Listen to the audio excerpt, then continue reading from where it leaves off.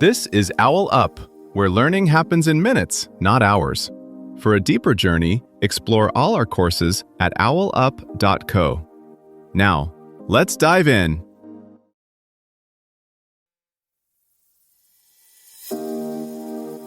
Welcome to Chapter 1 of Finding Your Voice, a journey through music for personal transformation. In this episode, titled Awakening Creativity, the First Musical Steps, we'll explore how music can ignite your creative spirit and inspire new ideas. So, let's dive in and discover the transformative power of music together. Right now, as you're listening, your brain is quietly composing. Neuroscientists say even a short burst of music can switch on the networks for daydreaming and decision-making at the same time. So here's the puzzle. If your brain is already musical, why does creativity feel so hard? Maybe the problem isn't that you're not creative, but that your creativity has never been tuned. Think of those moments you tap a steering wheel in traffic or hum in the shower.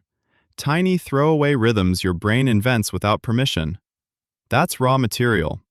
The research now says even a few minutes of intentional musical play can tilt your mind toward new ideas, like turning a lens until a blurry image snaps into focus. You don't need talent, theory, or an instrument that costs more than your rent. You need low-stakes experiments, a looped beat on your phone, a single note held a little too long, nonsense syllables that somehow feel true. In this series, we'll treat these as training reps for your imagination, each one designed to loosen something that's been stuck, not to make you a musician, but to help you hear what your own voice has been trying to say. So in this first step, we'll zoom in on something smaller than learning music, your very first musical decision. Not a song, not a practice routine, just choosing a sound on purpose. Think of a few notes on a keyboard app, a clap pattern on your desk, or looping a tiny snippet of a track until it starts to feel like a heartbeat in the room. That decision is where the shift begins, from passively absorbing sound to shaping it. We'll explore how these micro moments, barely long enough to feel serious, can still nudge your mood, widen your options, and quietly open a side door into fresh ideas. Think of this first step as lighting a small pilot flame rather than launching fireworks. You're not trying to make art yet, you're just giving your nervous system a tiny, deliberate nudge. Research shows even 15 minutes of active music engagement can boost dopamine and norepinephrine, chemicals that make you more alert, curious, and willing to take mental risks. That's the zone where odd connections suddenly feel possible, where a boring problem can tilt at a new angle. Start with the simplest unit, one sound chosen on purpose. Tap a single key on a virtual piano, hit a mug with a pen, or record your own voice on your phone saying a word you like. Now repeat it. Stretch the gap between repetitions, then close it. Make 3 quick in a row, then wait. You're not performing, you're testing how tiny changes in timing or intensity shift your body and attention. This is where improvisation begins, not as wild solos, but as micro choices. Louder or softer, higher or lower, faster or slower. Each tweak is a fork in the road, and your brain tracks those forks as options. That options list is crucial for idea generation later, far beyond music. When you teach yourself that there's always another possible rhythm, it becomes easier to believe there's always another way to phrase an email, design a slide, frame an argument. You can ground this in structure without killing the playfulness. Set a 5-minute timer. For the first minute, stick to one sound. Next 2 minutes, add a second sound that only appears occasionally, like a surprise guest. Final 2 minutes, let the two sounds talk. Alternate them, overlap them, leave long pauses. Notice what grabs your attention, a particular spacing, a certain order, and lean into it. If you feel silly, good. That's a sign you've slipped outside your usual productivity script. Many innovators quietly use rituals like this. Teams at places like NASA's JPL have adopted short music minutes before problem-solving sessions, not for entertainment, but because loosening rhythmic patterns seems to loosen habitual thinking. Over time, these small experiments train a kind of internal latency, a tiny delay before you default to the obvious choice. In that sliver of space, you can ask, what if I change the tempo of this conversation, softened this note in my response, or emphasized a different beat in my day. Try this as a test bed in daily life. Pick one routine moment and quietly score it. Waiting for coffee? Let your fingers drum a slow 4-beat pattern on your leg, then slip in a tiny variation every fourth bar. Commuting?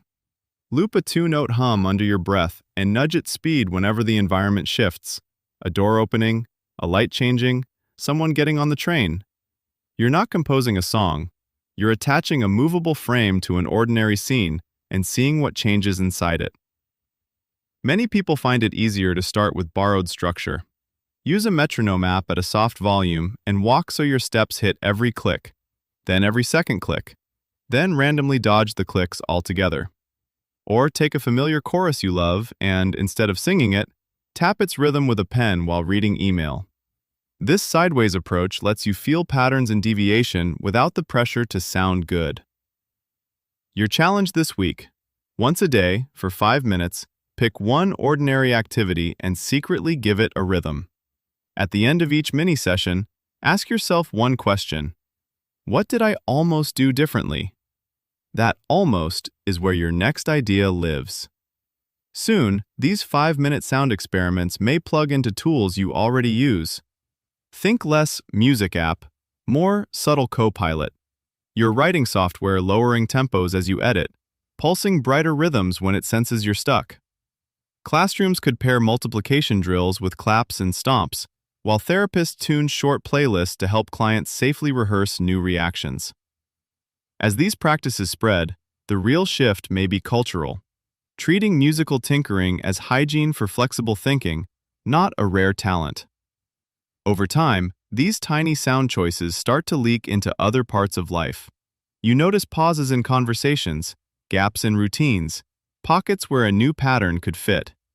A single tap, hum, or beat becomes more like toggling a setting in your operating system, subtle but cumulative, until "I'm not creative" feels less like a truth and more like an old script. Try this experiment. Pick a simple emotion you felt today, like annoyed in traffic or quietly happy with my coffee, and set a 5-minute timer to translate it into sound using just 3 notes on your instrument or voice. For the first 2 minutes, only explore different rhythms and dynamics, soft loud, short long, with those same 3 notes. No new notes allowed. For the next 3 minutes, record yourself improvising freely with those 3 notes, still staying inside that one emotion. When you're done, listen back once and ask, does this feel like the emotion I started with? Then tweak one thing, tempo, volume, or silence, and record a second, improved version. This was OwlUp, your daily step forward. To keep learning with structured courses and more insights, go to owlup.co. Until tomorrow!